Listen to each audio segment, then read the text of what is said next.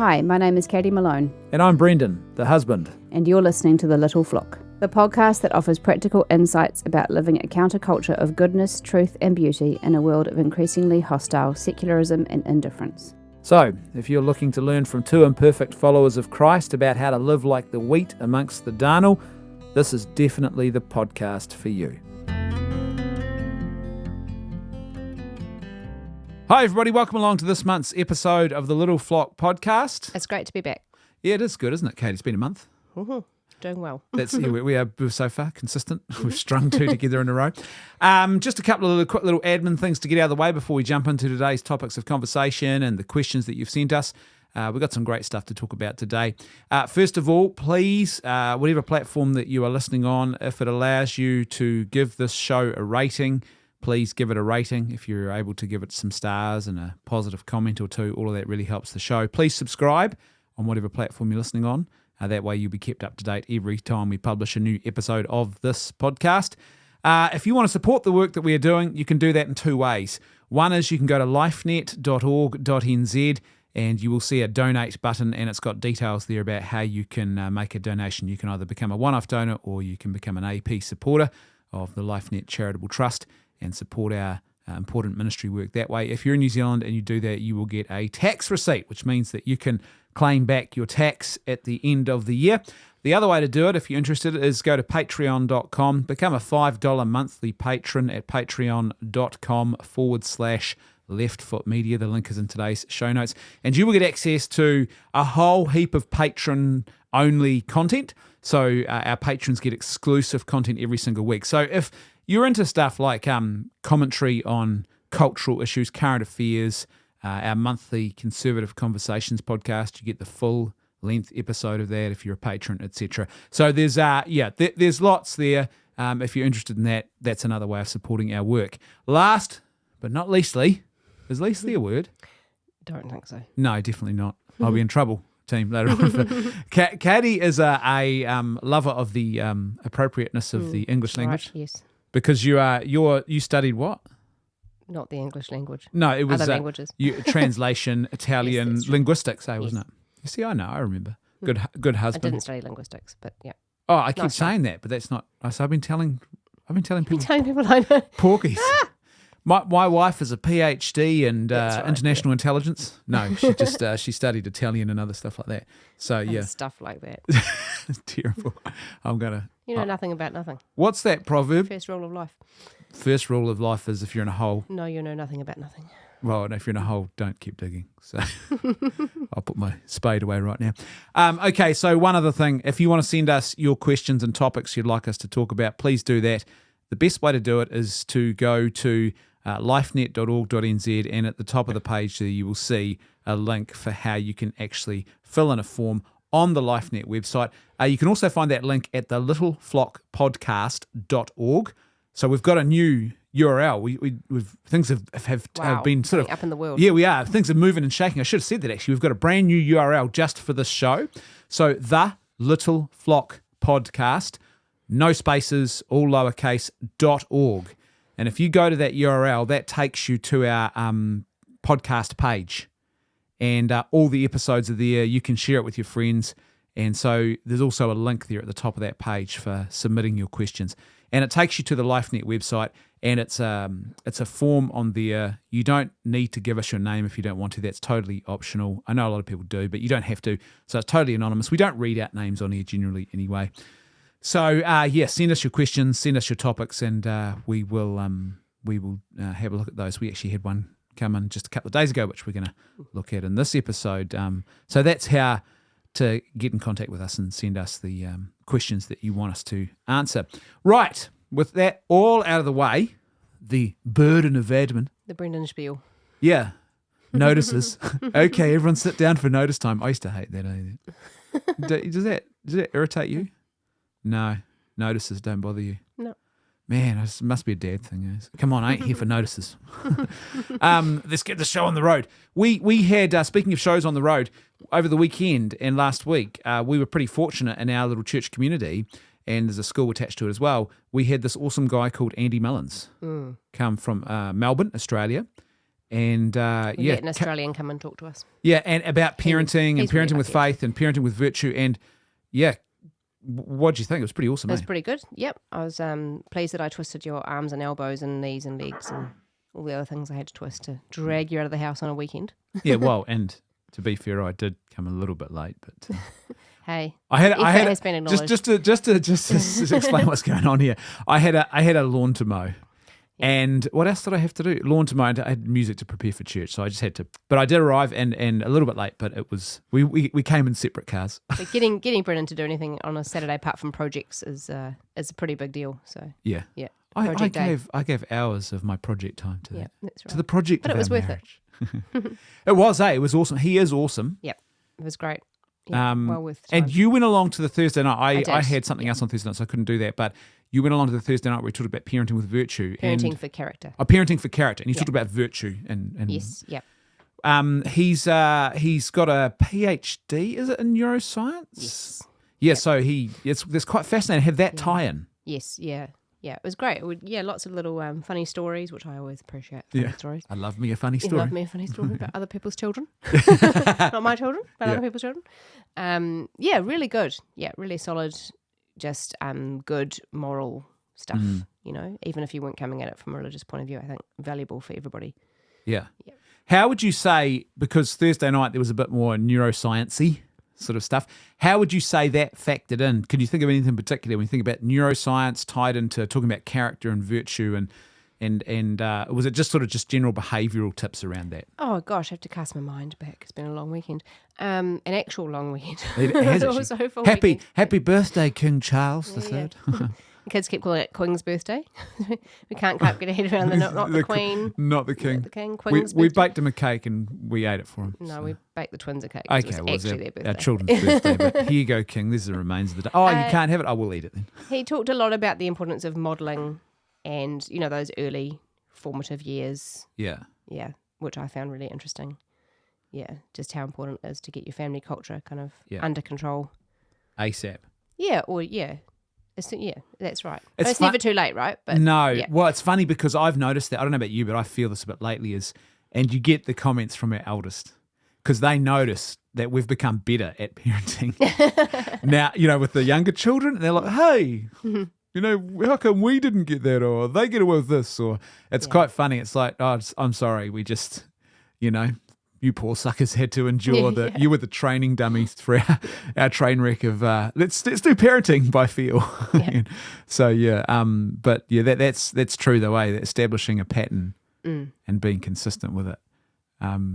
It's funny, we had a little incident over the weekend where I've instructed our eldest and our second eldest and third eldest that they are absolutely to iron their school uniform shirts every week because they decided about 2 weeks ago, oh, no, I don't need to iron my shirt. Doesn't really need to be ironed. I'll just wear a jacket over the top. And we're like, no. And there was this interesting little back and forth, a little tete-a-tete about... Brendan's quite passionate about ironing. He's actually in charge of the ironing in the family. Well, yeah, it's not one just of his that. main talents and skills. I'm not an ironing Nazi. The irons of the clothes must be done. Come here, Kinder. It's because, like I explained to our children, like it's an important discipline to learn. It's a skill and it's about pride in your appearance and having a sort of respect for uniform and all that sort of stuff. It's embroiled in it. And it was one of those moments where I just had to say, with our eldest, I was like, look, just trust me. You might not understand this now, but later in life you will actually come to appreciate that Dad said this is the... And when you buy all your own clothes, you can feel free to choose ones that don't need ironing. But in the meantime, you have to wear this, so iron it. It's interesting that pattern of establishing. And it was I was aware of it. We almost had a slippage there where 2 weeks ago our eldest just comes out and announces, oh, I don't iron shirts. Yeah. And it was almost, I think any longer we would have been in trouble, but it was like we had to get that sort of pattern, no, and be consistent. Yeah. It was a great little moment. But the reason we thought we'd start by talking about Andy Mullins is because we're actually going to have Andy on a future episode. He's going to... Oh, exciting. I know. Did I not tell you that? Oh, there you go. We communicate well, team. We are experts all the time. in communication. My wife tells me what's going on and I say, yes, dear. And then I forget it and then she reminds me a third time and I've got it that time. No, but Andy is going to be on the show. He's going to zoom in from Melbourne, and we're going to talk about some of the stuff. So maybe if you're thinking about questions you'd like to ask him around character, and so parenting for character, parenting for faith, anything neuroscience related, send it to us and say this is for your Andy show or something like that. The Andy show. The Andy He'll show. love that. And we'll actually ask your questions to Andy on the show, and then we'll have a future episode with him. It'll be great. I won't do any and thinking. us. Yeah, no thinking that week. Right, let's jump into some topics of conversation. And the first one, we're on the good news bandwagon. You'll be pleased to know this, Katie, because Katie, I think I mentioned this last episode. Katie was like, "Look, come on, we need to have Stop some good." choosing all these depressing articles. Yeah, not like angry parent throws tomato at neighbour's kid. Let's talk about how bad that is. Let's see some positives as well. And so you'll be pleased to know that I have taken that attitude of gratitude. As you should. I know you love those kind of cheesy. Yeah, you missed the baring of the teeth that I got there in the background, folks. But that attitude of gratitude into my other podcast episodes as well. Good. So I'm trying to do one good news, and we had a great Such one. an influencer. You are. You're my main influencee. You have control. I feel manipulated. No, but last week we had this great story on one of the episodes, the patrons only episodes, about this awesome guy in Christchurch who's been doing this for 20 years, well, over 20 years. He has this, he just started praying about this 20 years ago, and he started like a firewood ministry for people in need. Oh, cool. And yeah, I saw that. people just drop off the wood. He's got a team of all volunteers. No, they don't take money. They do it all in That's secret. awesome. He's been doing it for 20 years, and they pray. They pray as they're doing it. They cut the wood up. They take it in trailer loads to people who need it, and they say a little prayer with them. And that's it's beautiful. so beautiful, man. So that it's rubbed off on me. Your positivity. Good. I'm glad. So You today, do have to go hunting for it. Let's be fair. for positivity today, you mean? In the news. Yeah. Well, it's not out there in the wide world. If it bleeds, it leads, as they say in the newsrooms, right? If it's gory and That's horrible. depressing. Yeah, it's true. It's an old saying, though, man. The more blood and guts, the higher up the food chain it is. So people click on it. But here's one which was, I don't know, if I sort of want to categorize this as good news. It's sort of Fun news. fun news. Fun news. Yeah, it's a puff piece. It reminded me of Blackadder news or Monty Python-esque news, and it's about the first recorded stand-up comedy sketch, like a transcript that's been found, like someone recorded going to an event and seeing this comedy, and it's been found in a 15th century manuscript. Brilliant. Now, these people are claiming it's the oldest one that we know of, but I mean, who knows? But this is, I suppose it's not a stand-up comedy sketch, but I remember reading recently about a discovery, and I believe it's an older manuscript actually, where someone had drawn some doodles in the margin, and they'd only shown up when they were photographing the manuscript. Interesting. And it wasn't like they did it in secret. It's just, I guess they were pressing on something else, but these funny little illustrations of something, and They're probably in some kind of like medieval boardroom meeting. yeah, situation. Come on. Oh, Maybe they noticed gosh, listening to the notices. Yorick doth go on about the annual reports, them doing their doodles and the thing. Let's have a read from this article. In the year 1480, a household cleric, so we're talking 500, over 500 years ago, 50 cent, 500. See, I'm in the Stretching, rap. babe. I'm in the Read rap. from the article. I'll just read from the article, shall I? Okay, in the year 1480, our Lord, 480, a household cleric and tutor to a noble family named Richard Higgy. Is that how you'd say that? Probably, Or yeah. Higgy? I'm presuming Probably a Higgy. hard G, I'd say at that time. Haji. Is it? Oh, we see. You're the linguistics Did not study expert. linguistics. So Richard Higgy, Higgy. Sorry, Richard, however we're mispronouncing your name. Went to a feast where there was a minstrel performing a 3-part act. Higgy recorded as much as he could remember, opening with, "By me," I love this bit, "Richard Higgy, because I was at the feast and did not have a drink." That's a big claim in 1480 because there wasn't really palatable water. I know. What they had was wine. That is so funny, though. He must have been quite thirsty. Trust me. Determined to remember the stand-up comedy. I doth not drink from the wine cask, so I'm a reliable Extra witness. funny because I was sober. Well, yeah, and it kind of tells a lot about, I guess, how reliable witnesses might have been back in the day. If they, did you drink? Yes. Okay, you can't be a witness in our court case. But it is quite a funny thing to start with. That is illustrative of where the story goes from there. A performance relevant to the humour enjoyed in Britain today, and one which colours the high Middle Ages as a time of artistic liberty, social, mobility. There was some of that too. Yeah, and there was a lot of morbidity, wasn't there? And vigorous nightlife.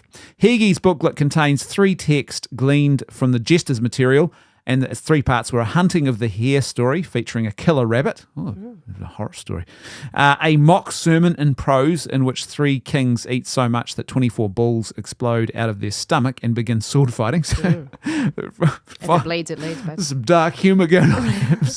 Let's distract ourselves from the plague with a bit of humour. And an alliteration nonsense verse entitled "The Battle of Brackenwet." So it does sound very, like they say in the article, it's very much like Monty Python-esque. I was picturing a like medieval Ricky Gervais. Yeah, It's kind of like, yeah. So, yep. That would be funny, eh? Yeah. But he wouldn't be an atheist because that, No, that's true. you'd be a believer of some kind. That's true. That I can see that. This is the interesting comment for me, though. This is from an expert. People back then partied a lot more than we do today. So minstrels had plenty of opportunities to perform. They were really important figures in people's lives right across the social hierarchy. Now, that's true because a court jester, a minstrel, for example, would go into the king's court and they would do political satire. And so if someone in the king's court was a bit of a noob or a numpty, they'd often ridicule them, or sometimes they'd even ridicule the king and put themselves at jeopardy. So there's something interesting about that. But that comment though got me thinking about how they do festival really well back then. They have community and they gather together and they're not on devices. Well, they didn't have television and most of them couldn't read. So yeah. What are you going to do? minstrels, it is. Party, folk songs. Go see the minstrel. Yeah. Try not to drink if you want to remember it. And there would have been a lot of high feasting around the Christian faith. They had a lot of everything that they could. So you'd have periods like Lent and Advent where they would strip back to a bare minimum to prepare. But then Christmas was like a massive feast. Easter was like 50 days of feasting. The ascension of our Lord. All that. They had Pentecost. There's a lot of feasting actually going on. And I think their balance was so much better. I remember reading an article recently about your average peasant. We tend to think of peasant life as this awful, onerous sort of slavery. I'm not saying it would be glamorous. Let's get that straight. But they actually did not work the average peasant worked, I think it was something like 150 days a year in total. Like that, and someone who owned their own sort of what we think of as work, because their day-to-day life was they followed the seasons too as well, like with their work. They're quite seasonal, but someone who owned their own, I guess, industry or small business, you might say, they did about I think it's somewhere around 240 days a year. Even that's not huge. So it's interesting how we think of this as we're very sort of liberated, but in actual fact we're often a lot more enslaved to sort of corporate whims and the amount of work and the way it dominates our life. And we don't have as much feasting and as much community. There's something. Now, we don't have the plague running rampant and we've got antibiotics and all that kind of cool stuff, but there's something in that, I think, that's worthy of emulating, right? Yeah, well, their life was probably smaller. Yeah, localised. Yeah, localised. Yeah. I mean, I'm not saying it was perfect. I think that's a good thing. I think that's a good thing. But people are like, let's go back to the 1950s. Let's go back to the 1500s. No, I'm not saying that. But yeah, this is the other thing that really was quite funny.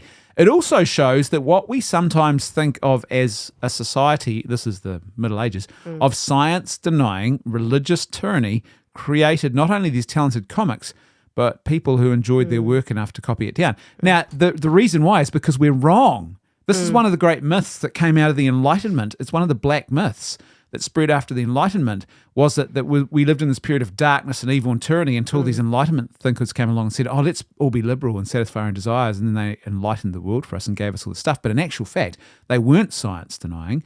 They weren't living in religious tyranny at all. It was really a high point of civilization when you look at the lifestyle and the way it was lived. They may not have had the technology that we had, but yeah, it's interesting to see it, and this sort of really just disproves that. Yes, and the fact that they had, obviously quite clever humour.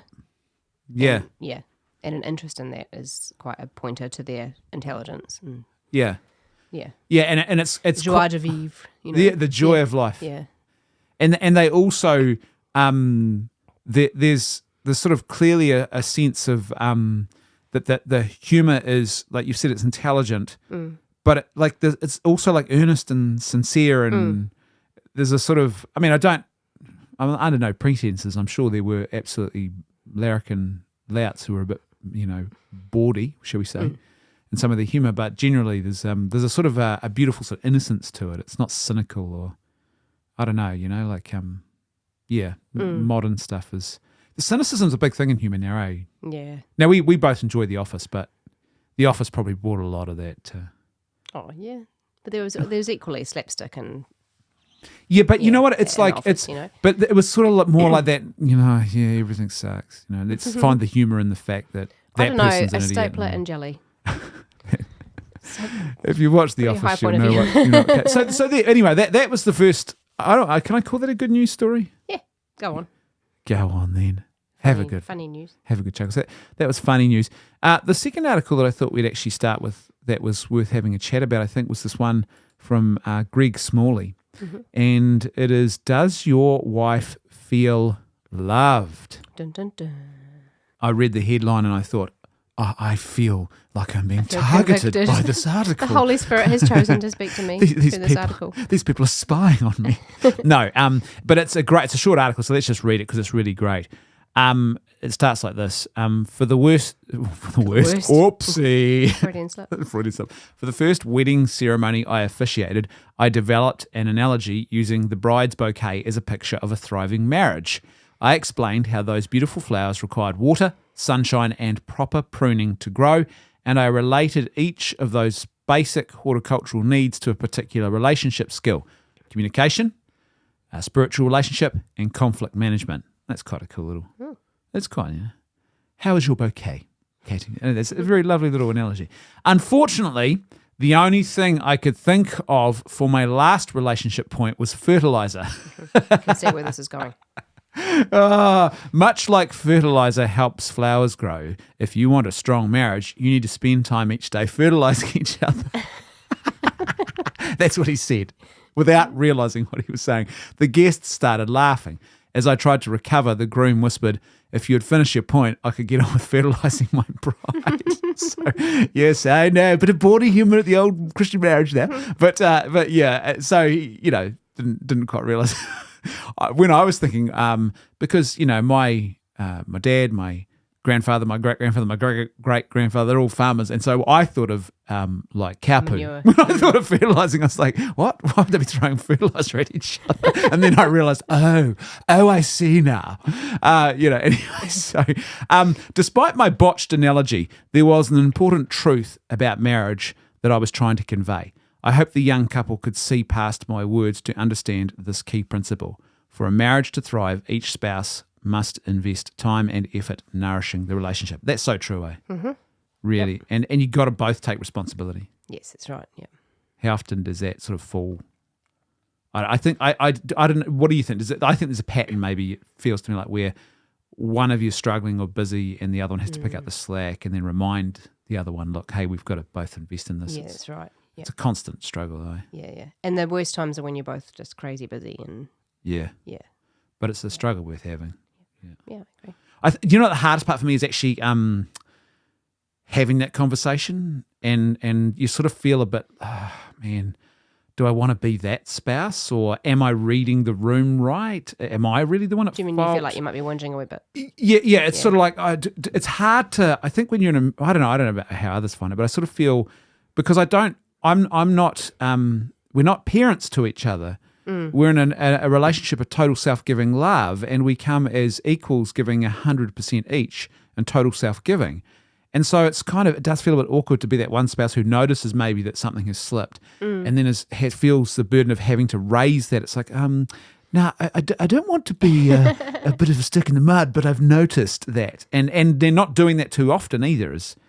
I think that I find it a bit hard. But I feel like maybe instead of having that conversation, that's where you say, well, I actually need to take the initiative and book a table for dinner or, and actually romance your spouse. Yeah, that is a subtle hint. Wow, oh my gosh. Unsubtle hint. Yeah, there was a total leaning in of the body. Don't do subtle hints. So. No, there was, now I don't want to be that spouse. If I've learned anything, it's that you don't. Communication means not being subtle. Just go and say, oi.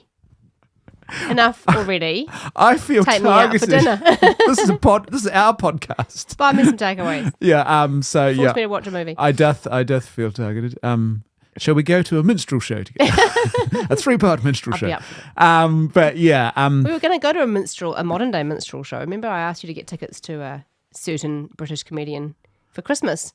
It was $1 million and our firstborn and we were just child. like, this minstrel is not worth that much money. I actually saw one the other day that came up on my feed and I thought, it's an American comedian. And I was like, oh. Risky though. No, it's Nate Bigates.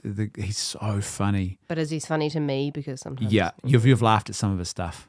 And it is not reliable evidence that I trust will enjoy a whole show. Trust me, he's Bruce Mason said it. Takes a bit to make me laugh. But you look at it, you're like plane tickets, $1 million to get into the room. Oh, Auckland, that would have been extra special. Now I've told you about it. Sorry, Romancing. I can't do it. Now I've revealed my secret. Yeah, no, you plans. can't. You've undone the whole thing. But I don't know. I do feel the awkwardness often of.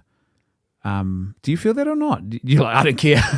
You just lean into it. This guy needs a I just tell bit you. of a yeah. Yeah. Yeah, you took your cue from my dad, didn't you? What did he say? Don't put up with any rubbish, Katie. He said, don't put up with any rubbish. But that was one time when you were outside smoking a cigar and he said, you can let him get away with that. And I said, you've got to pick your battles, Tom. This is my dad, folks. Tom, got to pick your battles. My dad. It's Yeah, like, you're Dad, right. come on. Wise words. Where's dad. the family loyalty? And he's like, nah, make sure. Your dad was always great about calling a spade, wasn't he? Yeah, and so Katie took a lead from that. Anyway, let's carry on with this article. But I do feel the awkwardness of it. I think that's a challenge of how do you communicate that without. And also, you can't be taking notes. You cannot be that spouse. That's right. Or, Like, well, I've got marks. a notebook and I've actually got 5 black marks against you because yeah, I think that'll I kill read a this marriage. awesome article a long time ago that a friend sent to me. It was probably like 10 or 15 years ago, and it was I don't remember a lot of it, but the one thing I do remember is be grateful for the things your spouse does. Don't be nitpicking on the things they don't do. Yeah, good point. So, and she had made the point, I need to be grateful when Joe puts his dishes on the bench and doesn't leave them on the table instead of being angry that he didn't put them in the dishwasher. Yeah, You know, he's actually bothered to clear them yeah. that far.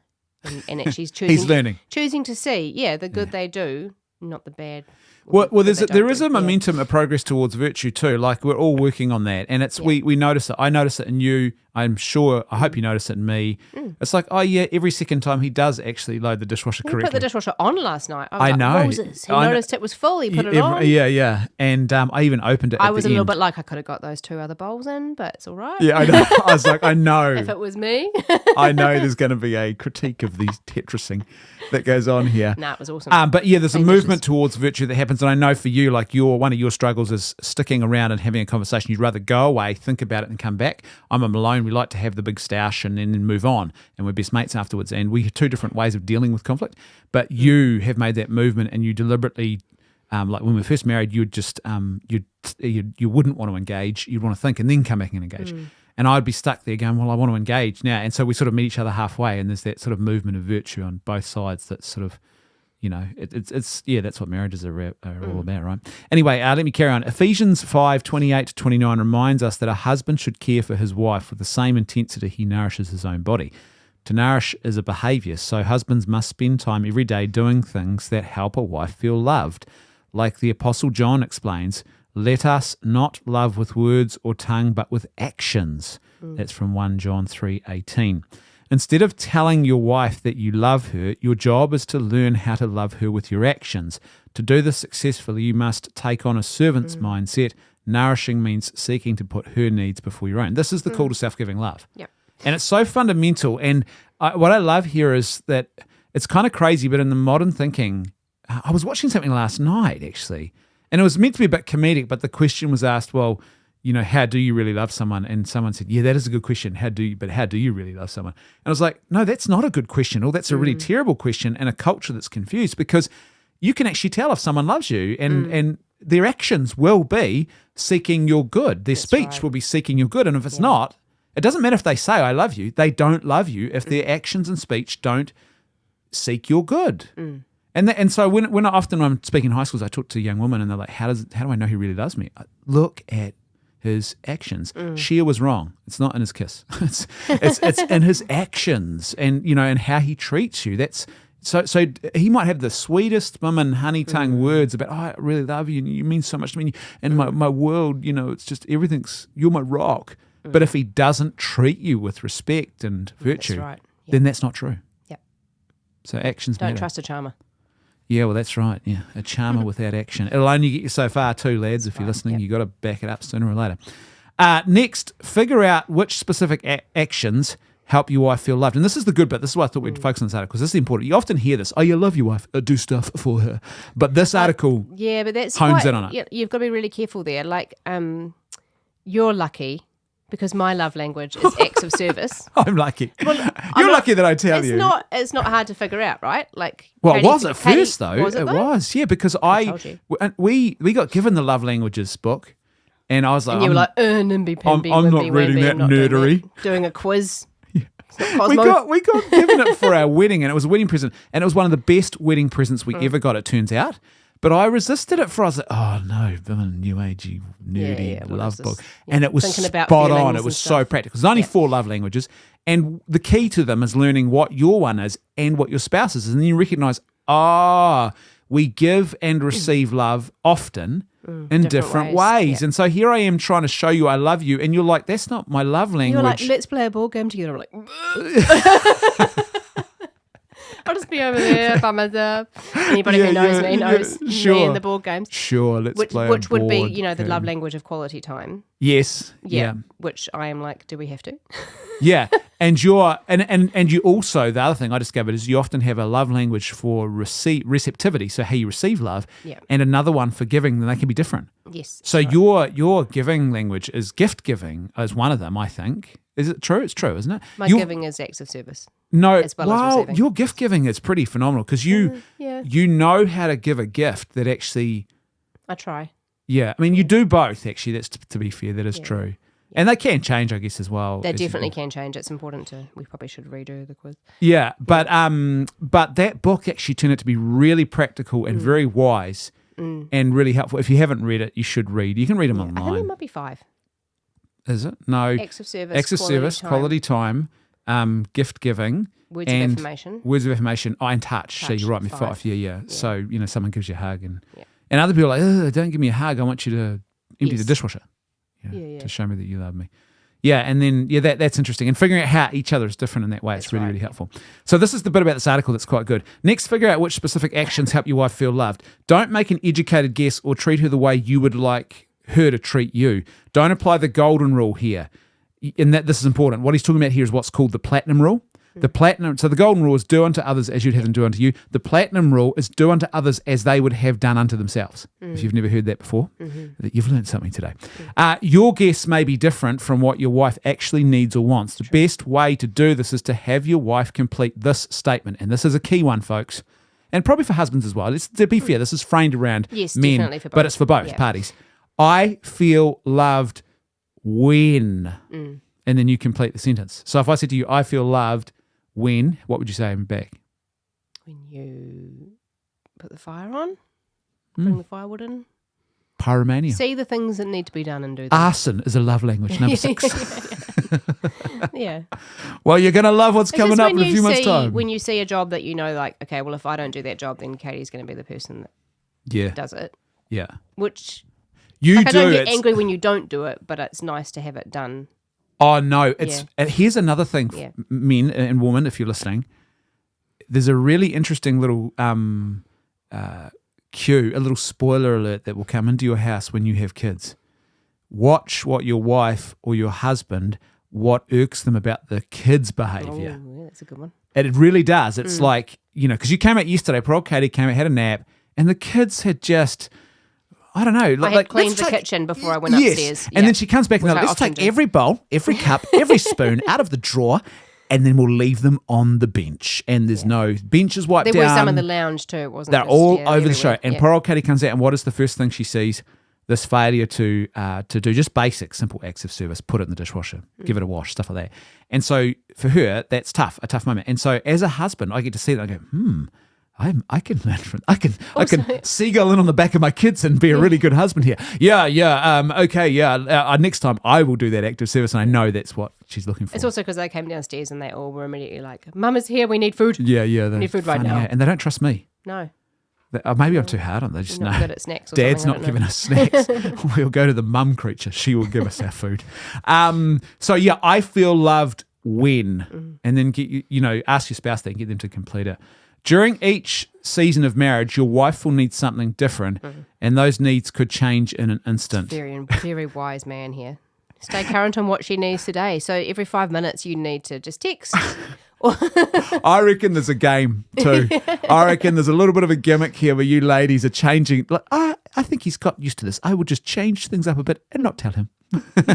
Just when you're getting it sorted, all of a sudden there's a new thing to learn. But that's true though, eh? Like when you've got young babies and you just had a kid, the whole demands of what you needed very different. Yeah. To once the children are a bit older. Like, it's like, let's have quality time and watch a movie together. But when you've got kids and it's the first 6 weeks, who cares about movies? It's like, I just need help so I can take, you can take this kid off my hands so I can sleep. Yeah. Very practical sort of stuff like that. Yeah. I think we've talked about this before, but something my dad was particularly good at and something I expected in marriage without realising I expected it until a wee way into marriage was he'd come home from work and say, what can I do to help? Yeah. It was the first words out of his mouth, what can I do to help? And I just thought that's what every father and husband did. Yeah. So when you didn't come through the door and say, what can I do to help? I was No. like, why doesn't he want to help me? Yeah. It was an assumption I made. Yeah. And you came in the door and just thought, she's got this. I'll go do X or whatever. Yeah. And mum would always say, no, nothing. Most of the time, nothing. Sometimes she might say, bring in some firewood or whatever. Yeah. But invariably, he would then go and find a job to do that would help. Yeah. Yeah, that's it's funny. Your dad is a good man like that, and it's I suspect probably it's hard earned and hard learned. I imagine he's probably learned a few lessons before you were aware of what's going on. But I think in his childhood it was probably an issue. But you're right. He's a really good man. Like that, he's a what I'd call a good, solid, stable journeyman husband and father. The kind of guy who who doesn't have a podcast, who's he's not a celebrity. You don't know his name, but he is one of the best fathers and best husbands that you'll see. And he's not perfect; he's got his faults. We all do. Yeah. But it's quite a profound and important thing to be that way. It's a real servant heart, Yeah, and that was my struggle. My struggle was getting my head into the groove of, and it's still my struggle, of getting my head into the groove of marriage in that way that your dad does. I do wonder too whether part of it for him was he came home from a corporate office job, which he did with fidelity and did well, but didn't really light his tires. Right? I remember he wanted to be an engineer, right? Yeah. And so he didn't do engineering. He did this corporate work and accountancy instead. And then he comes home, and it's sort of like there's something. I think there is something liberating about giving yourself to your family when. And so I imagine for him too, it would have been quite a. I think perhaps it's a struggle for a lot of men in some ways, is that work is quite important as a male, especially if you're the breadwinner or the main breadwinner. Well, we do things with our hands. That's but also that you seek your fulfillment there, and you forget to seek it at home. Yeah. And you forget to seek it in your primary vocation, which is marriage. Yeah. Or you think it's a modern problem because it wouldn't have been this way back in the day. But we tend to think, I'm the breadwinner. I've done my bit. Yeah. And that, back in the day, it would have made more sense because the family would have been together more. The whole family was an economic unit, not just the father was an economic producer, everyone.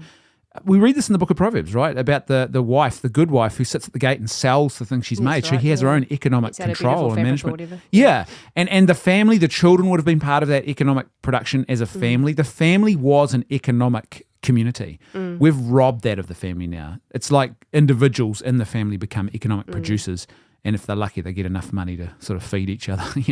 It's very different. And so, but what I think that means is that probably once upon a time, the concept of how you participated in the life of the family, it would have been more integrated. Now it's like you work and slave away, and then a lot of dads think, I've done my bit. I'm the breadwinner. But in actual fact, no, it's more than that. And because we're the demand of winning the bread just so you can pay the mortgage and not die, is so intense now that it's hard then to come back and, whereas if there was more balance, there'd be a more sort of holistic integration of all of that sort of stuff, And so that's a bigger societal challenge, but yeah, it is, isn't it? That's a great article though. Yeah. And I think that question that he asks us to ask, and both parties should be asking it, I feel loved when. And so, make sure you ask that of each other.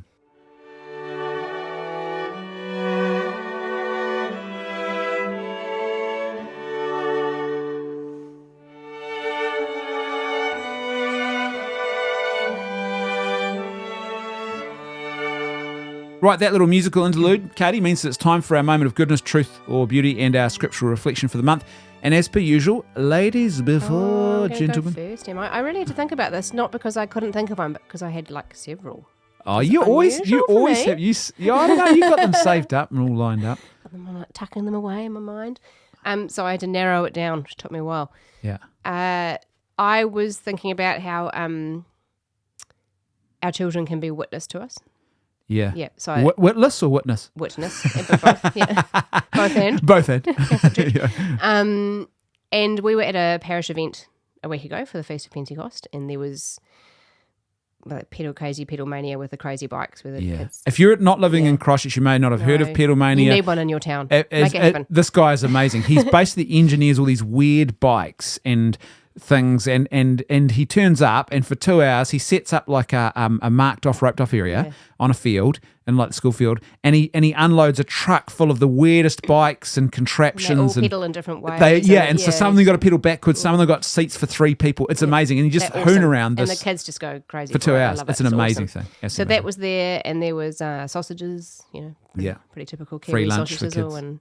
and the weather was amazing for May, which it was. That was pretty cool. But there was supposed to be a coffee cart, and I said to one of our friends who'd helped. Well, she basically organised it. She's amazing, beautiful skills for hospitality. Yeah. And I said, "Oh, what happened to the coffee cart?" And she goes, "Oh, look, they just texted. They texted last night. It was all confirmed, and then I haven't been able to get a hold of them this morning. Radio silence, basically." And I kind of did a little bit of a mopey grumpy. What kind of business are they running? Sort of thing. And she said, "Yeah, I don't know. It's a bit odd, isn't it?" Yeah. And Nathaniel was sitting there, our 10-year-old, and he said, "Oh, but maybe something happened." And our friend she was so beautiful. She said, "That's really compassionate, Nathaniel. You're right. We should be thinking. We should be hoping that everything's okay, and not thinking the worst." And he was absolutely right. And it was such a good moment for both of us. Like we sort of looked at him and thought, "Oh gosh, a 10-year-old's calling us on here." To actually think the best of people and not assume the worst. Yeah. So that was pretty cool. That's beautiful. That attitude of gratitude instead of it's like, well, where's my coffee? Yeah. It's like, well, instead of the stuff, the object of my desire, what about the person? That should be the object of my concern, people not my before coffee. Stuff. That's right. Yeah, that's great. That reminds me of a story Andy Mullins told on the weekend about a family where they had family prayer time together, and one of the little boys said, "Let's pray for tonight for the conversion of Lady Gaga." That's right, yeah. And the dad had a chuckle, and he goes, "What's wrong, Dad? Don't you think prayer could help, convert Lady Gaga?" And the dad was like really challenged by his kid who's saying the truth. You got to be like a little child to enter the kingdom of heaven. That's right. Yep. Beautiful. That's a great little. Yeah. Well done, Nathaniel. Yep. Well done, you. Leading the way. That is great. Well, for me, my one's a family moment as well, but not our family. It's Tina Turner, the great Tina Turner. Simply the best. So that Tina Turner. Not Chain Gang. Well, no, we won't Different. We Not get the same. different, yeah. But I love Tina Turner's music, man. I was there. I was there when Private Dancer came out, and I used to listen to it on the radio. Yeah, it's true. She had a hard life. I'm a private dancer. No, don't. It's not podcast appropriate. Yeah. But it's It's a story about a woman who's caught in prostitution, and it's her life was hard, right? And this is where the story is so beautiful. So she died a couple of weeks ago, and in her 80s. And what was amazing about her life, and a lot of people didn't realize this, was that back in 2016, she had a kidney ailment, and her kidneys were failing because of illness. And her and her husband, she remarried. So some people know about Ike Turner, and he was, by all accounts, a thug and a bully and beat her and treated her really badly. They were Ike and Tina Turner, right, originally. And for whatever reason, man, some of these guys in the music industry back in the day, I imagine it's probably still the same today, did not love their wives well. And so she leaves this abusive marriage, and her second husband, this guy Edwin Bach, great last name, Bach, and he is, I believe he's Swedish, or he's European though. They live in Sweden and Switzerland, I think. And in Switzerland, they have legalized assisted suicide and euthanasia. So she starts preparing to end her life by assisted suicide. And her husband, Edwin Bach, he says to her, he intervenes and he says, no, he says, "I will give you one of my kidneys."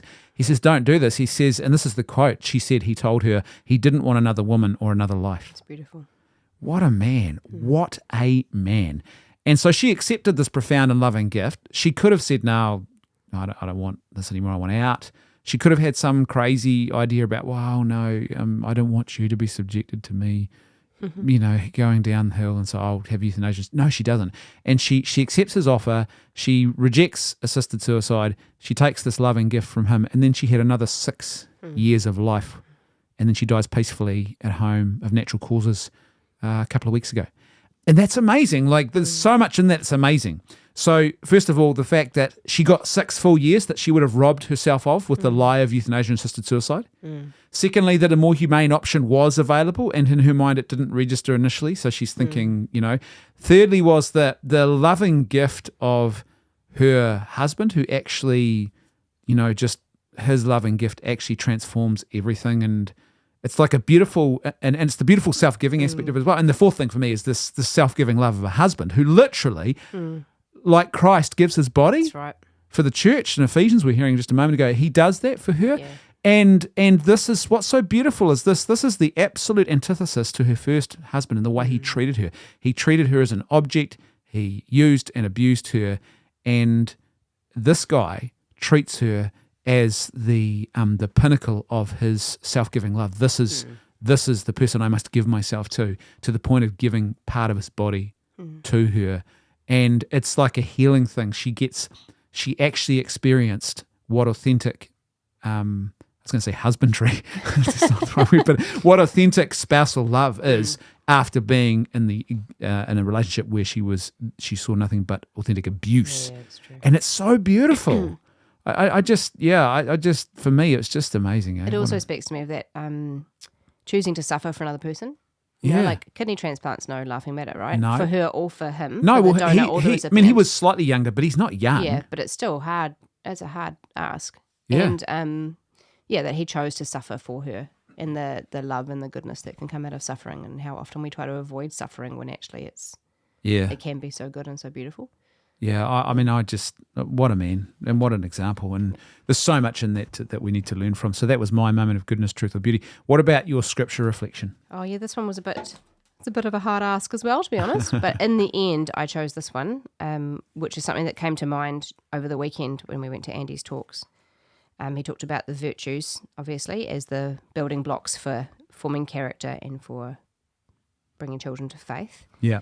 And so it was this. Sorry, I'm just scrolling.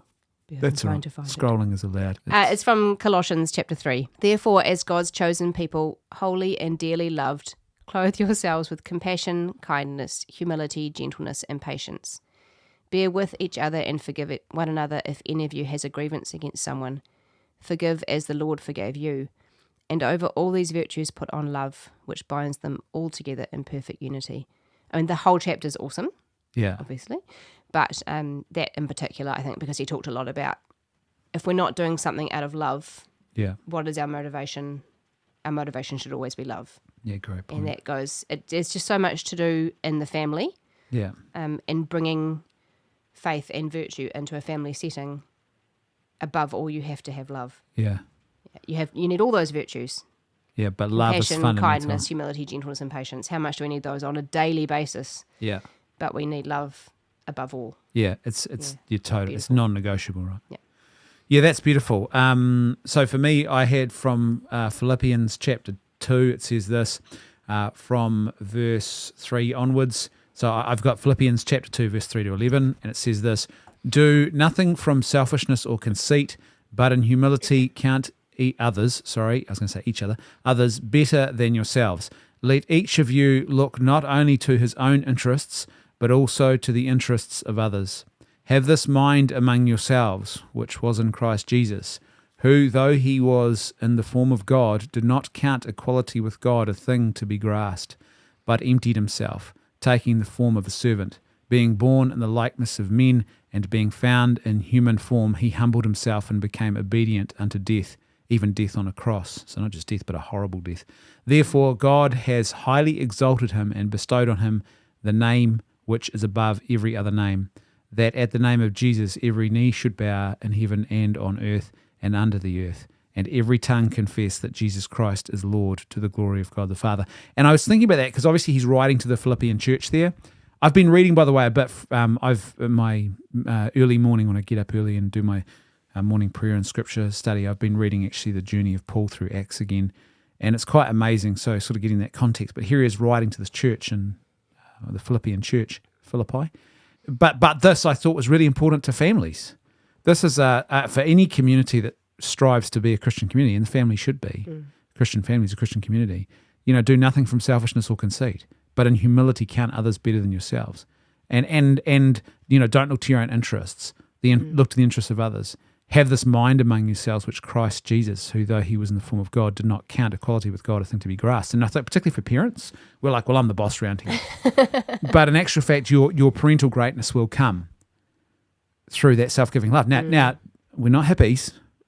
There are discipline moments that are needed, and there are boundaries, and your job as a parent is to do that. But parenting, those tough love moments should come on the back of a whole foundation of authentic self-giving love that's not constantly tough love. If it's constantly tough love and nothing else, you've either got a really problematic child, which could be the case, or something's not quite right there.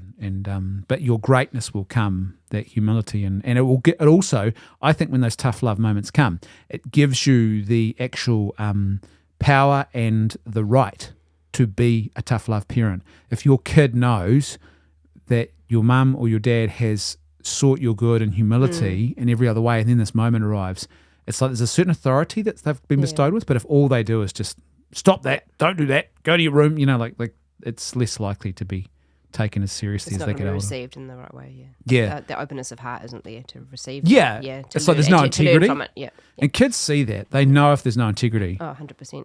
There's no, that's why we started talking about the ironing story. That's why I realised as soon as I said to our twin daughters no, because they were about one of them was quite the tidy one.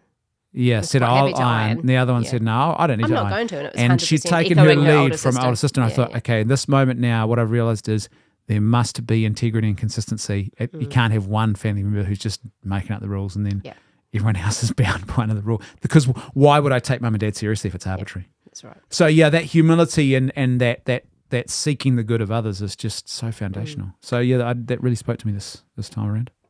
Beautiful.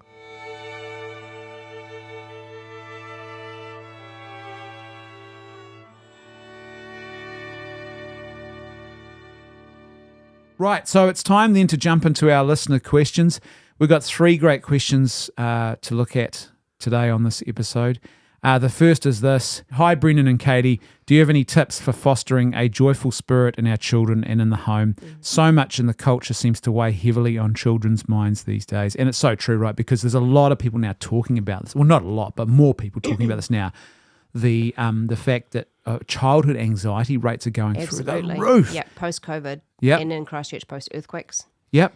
And there's no doubt a lot of people now are starting to connect the dot with the absolute panic and paranoia about climate change that we've just thrown at our kids. Oh, kids, the world's going to die. The baby boomers have destroyed the world. And it's all on you to put it right. Right, let's go outside and play basketball. And it's like the kids are like, what? It's pretty challenging, right? So what would you say to someone who says this? Like, do you have any tips for fostering a joyful spirit in our children and in the home? Yep. I do have a couple. I had a little think about this because I don't think that I am naturally a joyful person.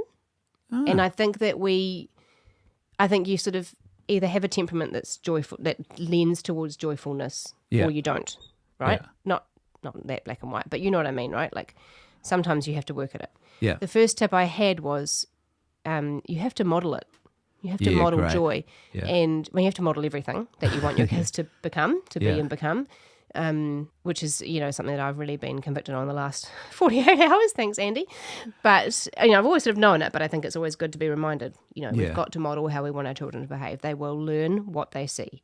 Of course they will. And I have seen it over and over again in our kids. You see the bad stuff, obviously, more obviously than the good stuff. But well, Nathaniel said to me one day, I said to him, he said a bit of a cuss word that he shouldn't have said. I said, no, Nathaniel, we don't say that. And then he just looked at me with such earnestness. And he said, but Dad, you said that the other day because I was working on something. I hit my hand with a hammer or something and I got really angry and I said a cuss word. And I felt so convicted and I realised, and I said, I had to say to them, look, I'm sorry, son, I shouldn't have. I let you down there by even saying that. I shouldn't have. I'll work on it. You work on it. Let's work on it together. But they do see. So as far as the joyfulness in particular goes, you have to model it. And sometimes if you're not necessarily a joyful person by nature, Yeah. Fake it till you make it, mate. Like, you don't have a choice. And Yeah, it's true. It means looking for things that give you joy. Yeah.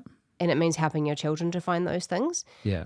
We have a couple of friends, like beautiful people I can think of that I won't name, but I'm sure you'll think of the same people that are just naturally joyful no matter what life throws at them. Yeah. They're always smiling. They're always happy to see people.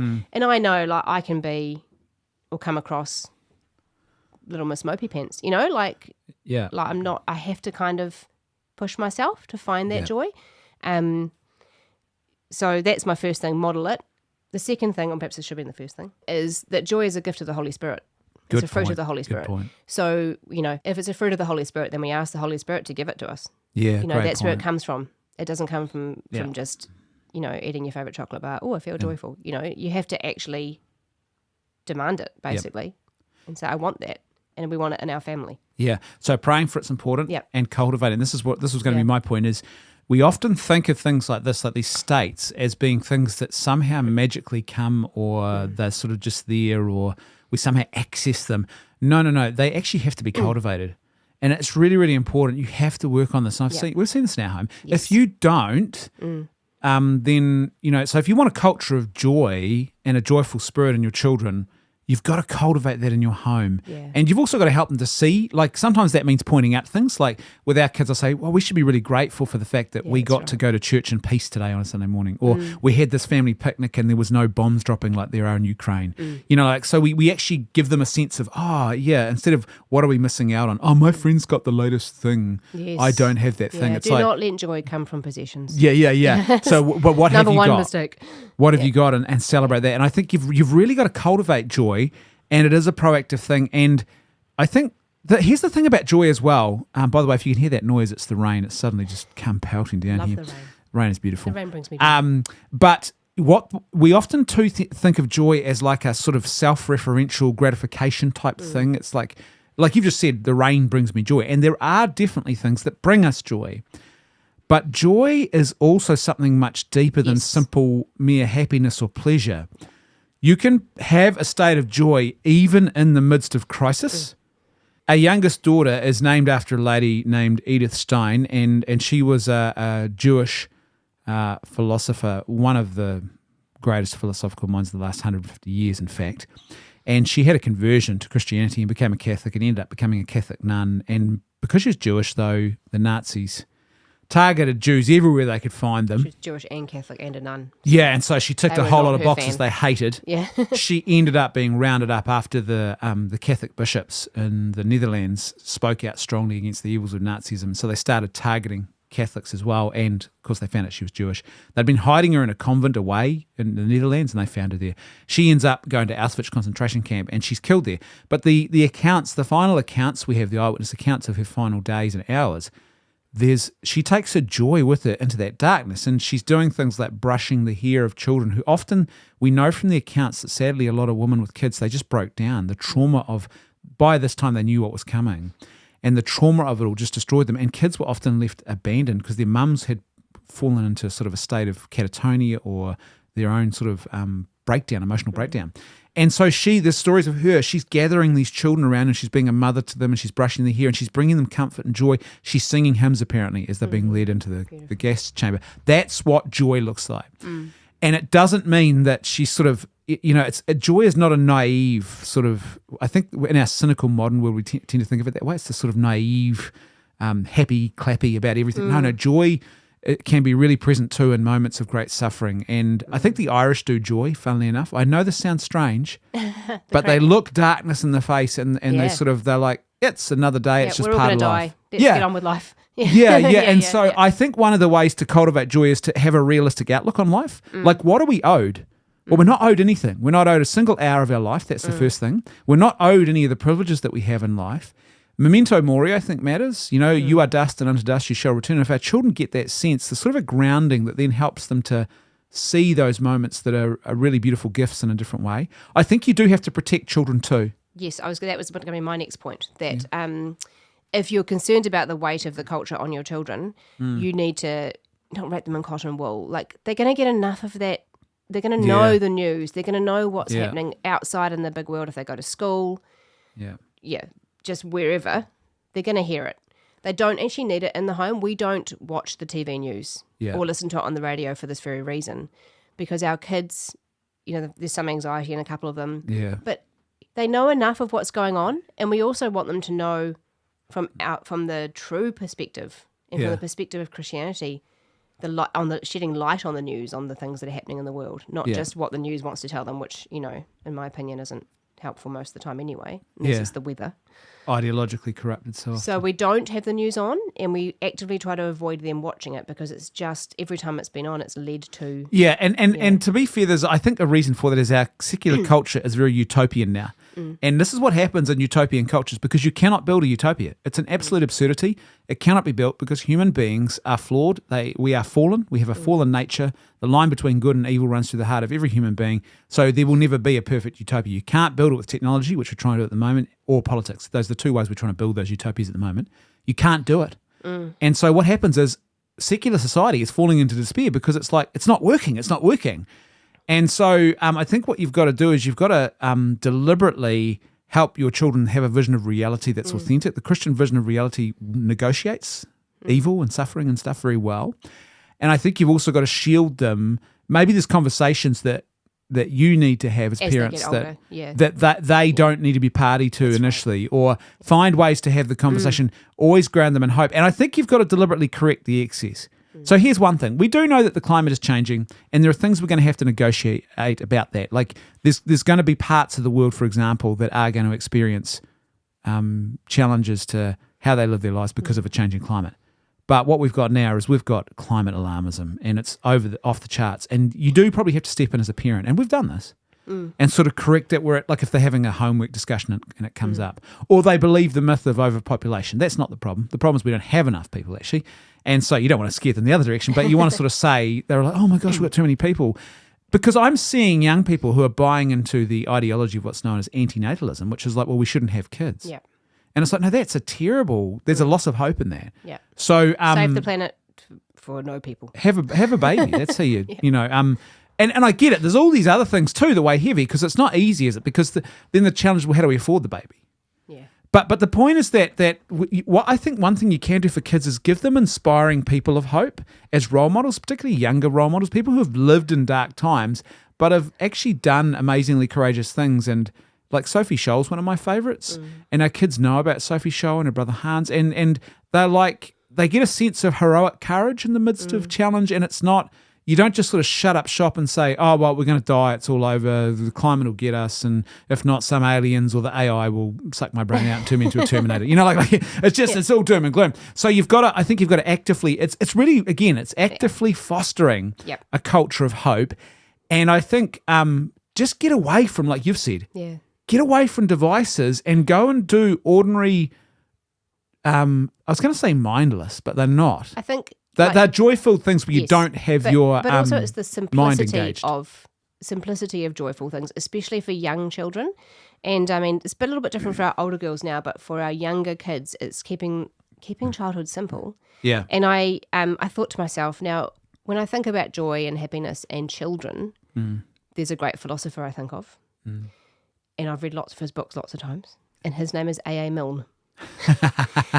And I'm halfway up the you've got to think about him, because sometimes you are going to be in a family of Eeyores. They might not be Eeyores all the time, but they will be Eeyores sometimes. And how do you jolly them out of that, and how do you keep that joy instead of things just being grump, grump, grump all the time? Like last night, Nathaniel had to dry the dishes. He wasn't that happy about it. It was his chore for the week, and he had to do it. And he said, can you put the timer on? Because last week I used the timer to encourage him to see how fast he could do it. And he said, but what's my consequence if I don't get it done in time? Because last week he was going to lose game time. And I said, you'll get tickled for 5 minutes. And I could see this little light in his eye that thought, but I quite like being tickled. Yeah. So he deliberately took 1 second too long to see if he could get a bit of tickling. Yeah. But that's just it's a lighthearted example, but he does. Well, here's one thing I've noticed with him, and boys are often this way. He enjoys having a rumble with me. Yeah, he does. Yeah. That for him is, I can see it now more and more too, is he's actually starting to test his strength. He doesn't realise this is what he's doing, but he sees his dad as the measure of, if I can defeat my dad, then maybe I'm growing, I'm getting stronger in the world. He's not thinking that way, but it's what's happening to him. And he loves that. It's a form of engagement with him. That's right. Now, as a dad, I've got two options. I say push him aside, say, look, stop that.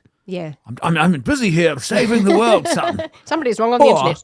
I can take that moment and we have Embrace that jovial, all right, mate, let's see if you can get me to the ground then. Go. Yeah, that's right. And he loves that. And that's a moment of joy. His world is not just a bunch of people telling him that the boomers have ruined the planet, That's right. that the climate's going to get him, or the AI is going to suck his brain out and use him as a zombie android creature. And like there's actual moments of joy that he gets perspective out of. Yeah.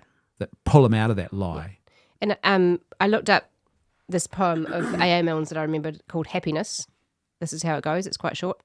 John had great big waterproof boots on. John had a great big waterproof hat. John had a great big waterproof Macintosh. And that, said John, is that. Yeah. And I just think, for the simplicity of childhood, and obviously John's about to head out in the rain. Yeah. But he's not dismayed about the rain. He's quite happy because he's got all his waterproof gear and he's going to go stomping around in some puddles. Yeah. And just to keep things in childhood simple like that, to keep them pure and the innocence of just going out in the rain and jumping in the puddles. And it reminded me of the first weekend of the first lockdown where it poured and poured and poured and we thought, how are we going to do this for 6 weeks? How are we going to manage?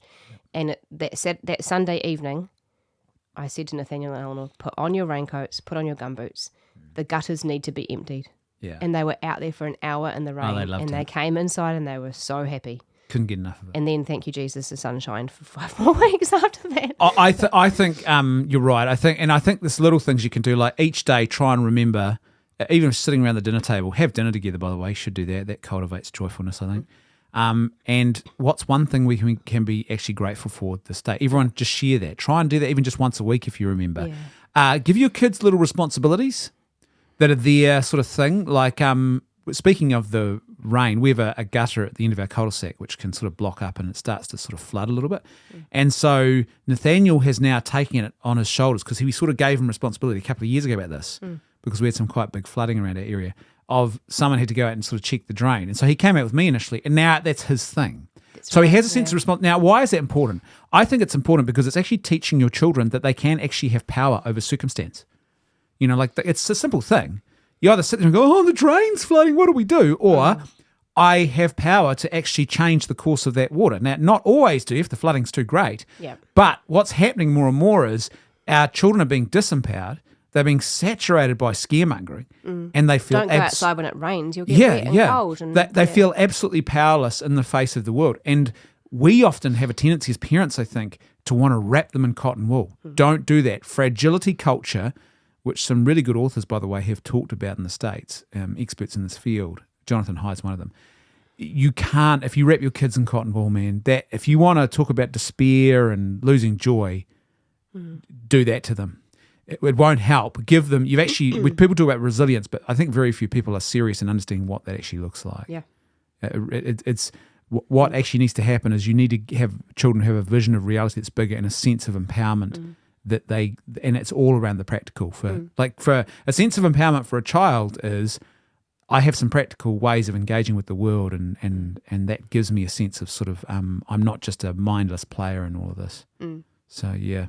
But I think the big thing is you as parents you've got to take responsibility for cultivating that. Yeah. But it's simple. It's a simple thing in the sense that you don't have to overthink it. It's just a tickle or put on a song and have a dance or. Yeah. And when you notice the spirit in your home changing for the worse, do something different. Yeah. Yeah. And sometimes way that might be. Have ice cream for breakfast. Do something different. Well, sometimes you do need to actually course correct quite hard. Yep. So teenagers can get into that sort of I don't know cynicism. I wonder sometimes whether Nietzsche was a teenager, but they sort of no sucks, Dad, it just sucks, But I think part of it is they want to stamp their mark on the world, and they sort of think they know better. It's like no, you don't understand, Dad. The world is bad anyway because my teachers have told me that, and I know what's what. So you sort of sometimes you just got to say, look, you know what, dear, your teachers, they're great people, but they don't know everything, and the world is bigger than what they think, and X, Y, and Z. And so sometimes you sort of got to, and you say to them, I always say, when I have moments like that, I always say, trust me, your old dad, he knows a few things as well. And one day you'll realise he's not quite as, and it sort of gives them a sense of, you're not trying to have an argument with them. But so sometimes you've got to do that, and also be selective, like I said, about the type of conversations. Like if you're struggling with financial issues, don't be in denial about that. But what I'm saying is maybe those conversations with your spouse, find positive ways to have them and have them once the kids are in bed. Yeah, that's right. And if you are having those conversations and they're turning into massive arguments and the kids are hearing it and they're freaking out, then find support and help and strategies to not have an argument about a crisis. Find a way to navigate that together as spouses so that your kids are not left under the burden of feeling, is this all collapsing? Because you don't realize this, but your kids are looking to you as the rock. And we had an incident actually where we had some years ago, we were having a typical spousal disagreement about something and, oh, but you're wrong. I wish you wouldn't. We don't call it arguing, we call it making points. Yeah, we're both making our points. We're both making points. Well, perhaps you'd like to go and do that thing. Well, you like the dishwasher wrong then, and it's one of those moments. And one of our kids started crying. And we sort of both got shocked out of the moment, turned and said, well, what's going on, what's going on? And one of our daughters said, are you going to get a divorce? And we were able to say to them, no, we're just making points. We're Christians, as the old joke goes. We might kill each other, but there'll be no divorce. And their face changed. They're lit up. It was like, oh, mum and dad, my world is not crumbling. And so, but it was a real powerful reminder to be cautious about how you engage as a husband and wife around your children. That does. They're definitely, their world is built around that stability of the rock of the family unit. And they sense when there's instability and when there's a lack of peace. And if they can come back to your home as the rock, as a place of peace and prudence and cut through the stupidity of alarmism, trust me, you will do a lot to cultivate joy in the life of your that sense kids. of security, which I think is will hopefully counter what they're hearing. Yeah. About the big scary world that's falling apart around their ears. Well, and to be fair, the culture has collapsed, I think. We're seeing symptoms of a collapse. People say it's collapsing. I think it has collapsed. We're seeing symptoms of the collapse, and we're seeing a culture which has got so much money and technology that previously our culture would have just been conquered by someone else. But technology and money has changed that a little bit. And so we're sort of a bit naive about what's actually happened. So what I would say, I think is really important, I'll go back to that point again, is actually give them examples of heroic virtue, people who are heroic in cultures that were in crisis. And it gives them a sense that, so what if the culture's in crisis? A person can still be a person of virtue. They can still have hope. Because if you're going to be courageous, and like under the Nazis, that means you have even if you're not thinking about it, you have an orientation towards hope. Otherwise, you wouldn't take any action. Yeah. And it gives them a sense of, I can be a hero in my. I think it was, just to finish with, I think it was Chesterton who said that we should tell our kids stories about dragons, because you're not teaching them there's evil, just that there's evil in the world, but you're actually teaching them that dragons can be fought and slain. Yep. And that's really, really, really important. Okay, second question. This is an interesting one. 4 words, but it's quite a big question. Yeah, what constitutes human flourishing? I just Katie. you would answer that one. Did you? As soon as I read it, I was like, that's clearly for Brendan. Brendan will answer this. Well, here's the thing. 2 things I'd say about this, and I'll try to be quick. I'll try, I promise. You've got 2 minutes. Number one is this. The term human flourishing is not used as much as it should be. When it is used, though, often today, it is completely misunderstood by people. And people tend to think of flourishing and human flourishing, they tend to think personal happiness, personal gratification. That's not what this means. Personal wealth. Yeah, it's not. It's not. Now, yes, social conditions, economic conditions are part of, or can be part of, human flourishing. But that's not, you've reduced it in a really dangerous reductionist way if you just think, my flourishing is, because I've had people say this to me, that, if I do what I want to, then I'm flourishing because it makes me happy. It's like, no, that's not what flourishing is. In fact, to flourish in life, you often have to do things that are actually hard and that suck. Yep. You flourish ironically. Like ironing your school shirt. Yes. I was going to say suffering, but maybe for our teens, that is a big. It's how big dare suffering. you? Pilate has burdened me with the cross of ironing. So but it is. It's your flourishing. Your greatest flourishing actually comes. Your character is built in the hardship and in the annoying people, and that they're teaching you to love better and grow you and all that. God does His best work in that space. So human flourishing is not an absence of suffering. It is not self-gratification. It's not pleasure. So don't make that mistake. That's number one.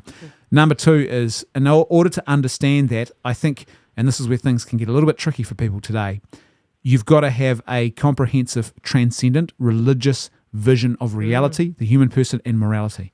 So you need to understand what human dignity is, who God is, who we are. We're sacred image bearers. And that helps to understand what human flourishing is supposed to look like. You need to have a comprehensive and objective vision of morality. And that comes from a comprehensive religious vision of reality, which gives you what your moral law should be. Why? because then you can understand that if I conform myself to what is good and what is true, I will flourish, even if doing what is good and what is true is hard. That's right. So I live in a sexually hedonistic culture, which we do, and it says just have sex with whoever you want to, whatever desire you have, you should satisfy it, and that will make you happy. That's a lie. You won't flourish if you do that. You put yourself in danger. Yeah. You flourish by going back to that comprehensive sacred vision of the person and reality, and of course morality tied up in that. And you recognise that an actual fact, I flacked. I'm not even sure what that is. A loving fact is a flact. Yeah, at least you there will be grammar lessons, a debrief after this podcast episode. You flourish by, in actual fact, giving yourself in self-giving love. So I'm not going to be promiscuous with multiple partners. That's not, and some people think that's flourishing because I'm happy having lots of sex with lots of different people. No, your flourishing is found. So you've got to understand what the Greeks would call teleology, the end. What is the natural end, the good end of the sexual act? It is the bonding of spouses. It is the creation of new, the gift of human, not production. So that's all. It's not a production line of new factory line of new human life. And when you cooperate with that and you give yourself to that telos, that teleology, that end, you flourish. When you fight that, you don't flourish. So what is the end of the human person? Well, there's a lot of them, but really, the one end of the human person is rest in the life of God.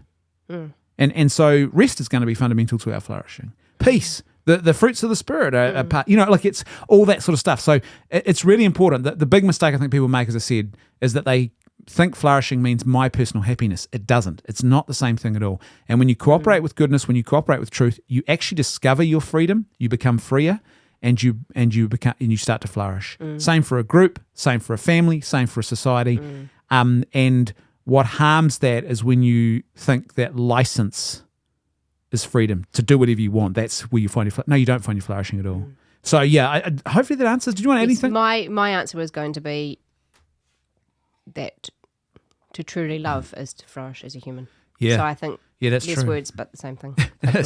And let me just add to that. Love God. Love neighbour. Yes. So love God, love neighbour. Families and spouse. They're all part of that. You're right. That's right. And I think a really good example of this in my lifetime has been JP2. Pope John Paul II, for those who are not Catholic or listening. Karol Wojtyła, if we want to get really down to Polish Pope. Just, what you spoke about there with it's not a life without suffering, and 100%, he came up through World War II, through the Nazis, in a hidden seminary behind the Iron Curtain. Yeah, so two major tyrannies. Became Pope at 58, youngest last Pope. 100 years he survived the two major tyrannies. And took on the burden of the papacy. Can I say something? 2 fun facts about that. Rude. Okay. That's going on the list for the debrief. 2 fun facts. One is that you often used to see Pope John Paul II when he would pray at public worship and public services and stuff. He would lie a cruciform, like the shape of a crucifix, at the front of the sanctuary on the floor facing the altar and stuff like that, and he'd pray like that. Apparently he'd prayed like at 5 a.m. every morning for an hour like that. That came from, apparently, when he was in this underground seminary, the Nazis raided it one day and he had no choice but to run up and hide in the attic. He'd lay down flat in this cruciform position and just prayed. And they never found him. And that became his method of prayer. The other story I heard was this from apparently one of his personal secretaries said this. His hand was accidentally one day slammed into a shutting car door. They slammed his hand in the door of probably an old blimmin' Mercedes, some heavy door. Doors. Yeah. Or some Italian car. They slammed it. And apparently what he said was, "Thank you, God, for loving me in this way." Wow. And I'm like, oh my gosh, I've got a lot to learn. Even when he was shot, right? Yeah.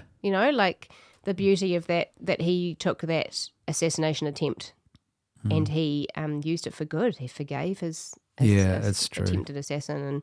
And love and suffering. And But he flourished before our eyes, really. We were fortunate to be able to see him on the screen. I saw him in person a couple of times. And but even in his flourishing, he loved and he gave himself in his flourishing. He never stopped that's doing how he that flourishes. right till the end, right?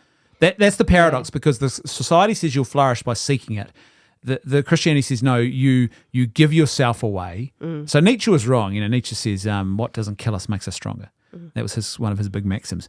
Christianity says, well, what kills us actually makes us stronger. So it's self-sacrifice and it's, self-giving love that actually is the thing that really does radically, and so you don't seek out the flourishing, you seek out self-giving, and then the flourishing is found that way. Yeah. You know. Yeah. So yeah, that's great. That's a really good point of distilling it down. How do you love? Love God, love neighbor, and have your loves ordered correctly. Yes. Yeah. That's the way you flourish. If you're loved, you can have good loves, but they're disordered. So you have a love for Christian ministry and evangelism, but you are robbing your family. That should be your first love. You can have a love for good food, and food is a good, and it comes to us from God. But if you love it too much, it's not good. Yeah, and it doesn't help you flourish. Yeah, that's right. Yeah, exactly. So have your loves and make sure that wisdom is part of that too. So that's give to God what's owed to Him. Give to your neighbor what is owed to them. It's love. It's love, truth, goodness, beauty. Third question: how do personalities work together to make a great marriage, and how do you value differences?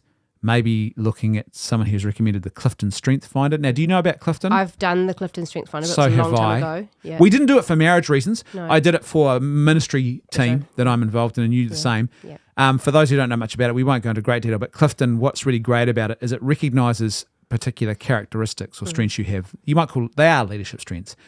And then what it does is it has a model where it looks at a whole team. And so you could do this in a marriage, and you realise, our strengths. Here's where our strengths complement each other. Here's where they clash. If you've got the same sort of strengths, here's why and what it does, it's great about something like Clifton, is, I guess much like the love languages, it gives you an understanding of why you maybe fight or argue the way you do, or why you struggle to negotiate certain things, because it's giving you a sense of where your strengths and weaknesses are. Yeah. So that's one thing. But Katie, how do personalities work together to make a great marriage, and how do you value the difference? Great marriage. A great We're marriage. still working on that part. Yeah. Yes, should be said, we're not experts. I just think you need to look at where you complement each other, and you need to be able to, in humility, say, you are better at X. Yeah, that's true. So generally speaking, I will bow down to your prior knowledge and expertise in this area. Yeah. Yeah. Yeah, that's a good. And I need to get better That's a good at point. Y, and I will make an effort to do that. Why what? Why? Why? Oh, like asking X or Y or Z, you know? asking I need to get better at why you- doing something, so I will try and work on getting better at that. I need to get better at loading the dishwasher. So all the bowls have their buddies. I feel like this is aimed at me. This is a rather pointed conversation. That's a good point. I think the first thing to recognise is that you're going to have, generally speaking, you are going to have personality differences. I know very few marriages where people are absolutely simpatico. They do happen, Two but personalities exactly the same. no, because in actual Kind of fact, seems a bit weird. Actually, it doesn't seem like it would work. no, that way. and opposites attract. Yes. You are drawn, but in saying that, the things that are your greatest strength will also be your greatest weakness. Oh, Michael Scott. Well, no, it's true. Wherever your virtue is, that's also where your vice, counter vice, will be found. And also, often the things that irritate you most in your spouse are your problems. That's right. You know, and we're both. It's funny. We are both very strong, intelligent people. Well, you are, dear.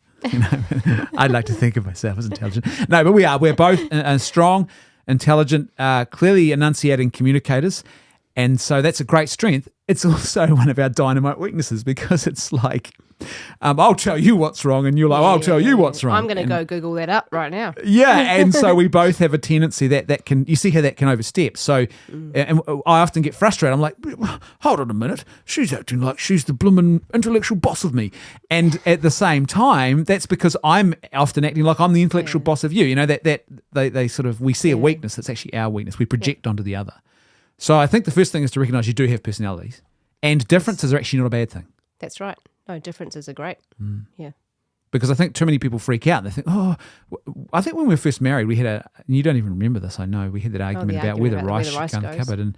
And I know for you, because you said to me, you're like, oh my gosh, did we make a mistake getting married? And I was sort of like, well, it's too late now anyway, but we're in this for life, baby. But I was like, no. Rice or no rice. I thought to myself, what would my dad do? Tom Malone, what would he do? God rest his soul. And Tom Malone, I did what he would do, and he'd say, no, it's okay, dear. But it's fine. It's just, this is just the nature of, and I didn't even really fully appreciate what I was saying back then, but I was right. It's just the nature of this thing, and we have different ways and different spaces. I've learnt now.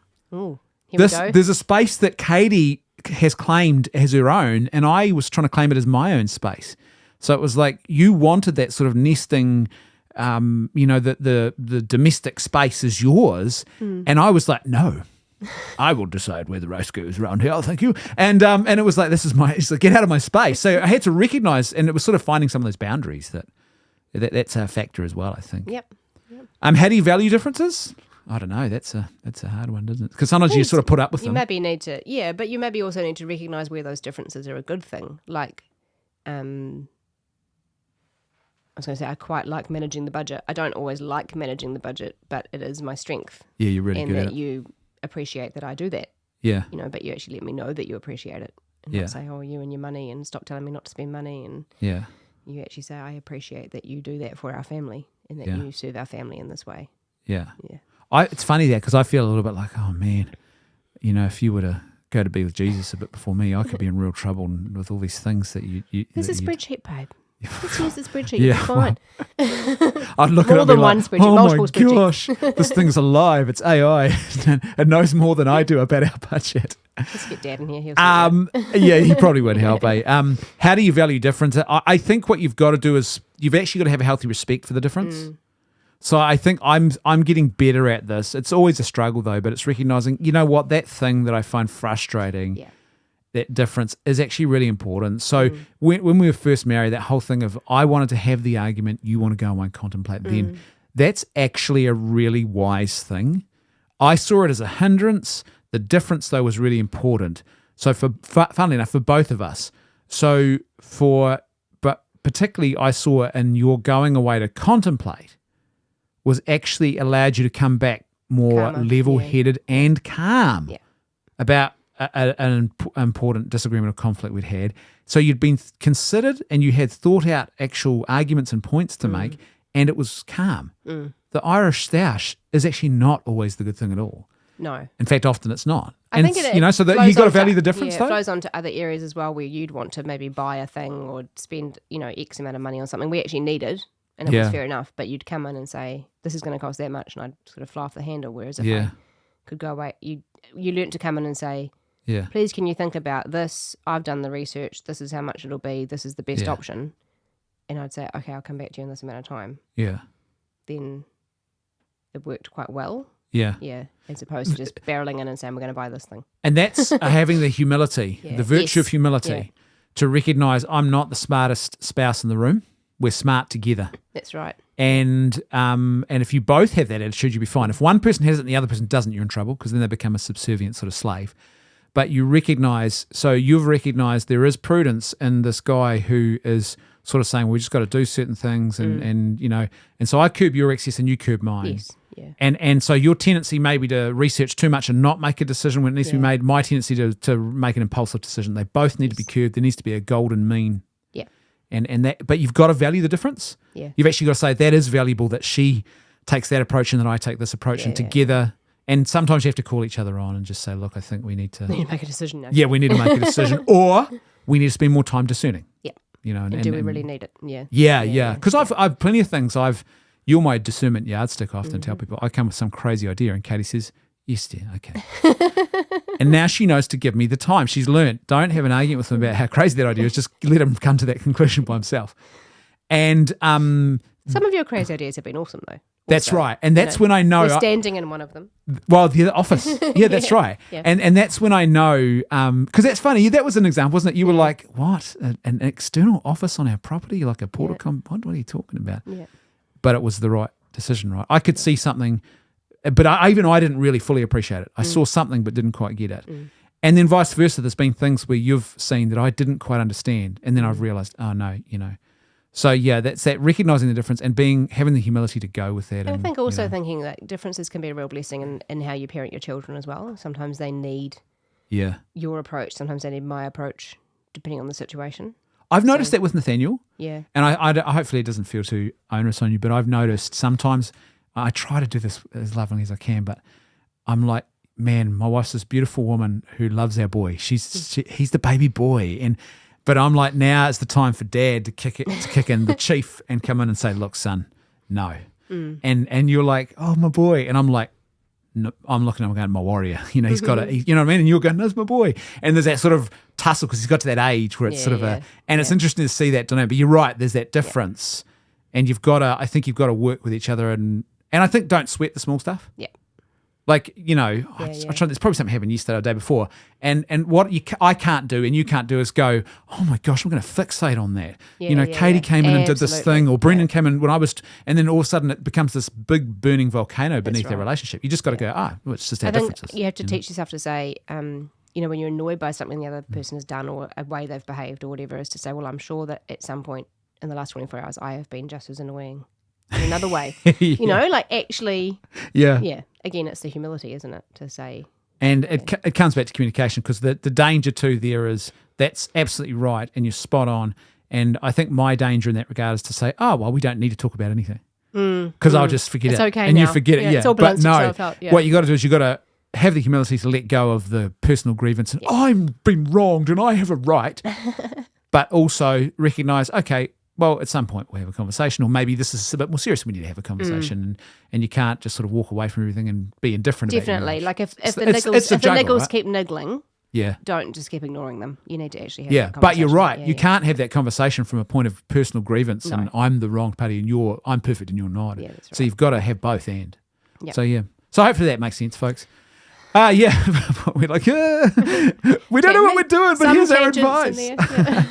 Okay, folks, well, that's another episode done and dusted for this month. We're sort of trying to juggle because, Katie, you're about to start another I've just started contract. one job and I'm about to start so you're job. sort of, we've got a little bit, another temporary contract, need to bring the money in, so we're doing that. And so next month we'll just have to juggle around how we do it. But we will be back next month with another episode. Do you want to say anything before we wrap up? No, I'm good. You're very good. Well, I'll give you a few moments to think about that. That was one of those expectations. That wasn't a request. But while we're thinking about that, don't forget, folks, that if you want to support our work, our ministry work, you can do that. lifenet.org.nz, there's a donate button and it it shows you. Teaches you the way. It's an AI. Just tell it your bank card and your PIN and it will take everything else. No, don't do that. So it's got a donate page in it on the website, and it tells you the bank account details and how to make a contribution. One-off donation or ongoing AP, all of it helps. Patreon.com/leftfootmedia is another way. Become a $5 monthly patron. And your questions and your comments, and particularly remember Andy Mullins. We're going to interview him. So if you've got questions for Andy around virtue, so parenting with character, parenting with faith in the family, and like neuroscience maybe as well, related to that, not just, what is the plasticity of the human brain? Try and apply it to parenting. Do you think AI will control our neurons? He might appreciate some easy questions like that, He might be like, yep, nice one. Might love that. Answer. So, but we're going to have him on. So we want your questions. Please send us your questions. So do that at lifenet.org.nz, or remember the new URL, thelittleflockpodcast.org, thelittleflockpodcast, all one word, lowercase, .org. That means you can now share this podcast with your friends, give them that link, and all the episodes are there. They can listen, they can pick their platform. All of your friends. Do spam, or they can listen online.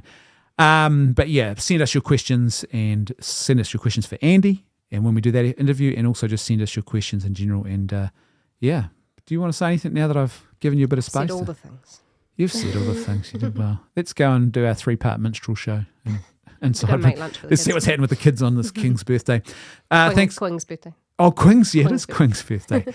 Folks, thanks again for tuning in. Don't forget, live by goodness, truth, and beauty, not by lies. And we will see you next time on The Little Flock. See everybody.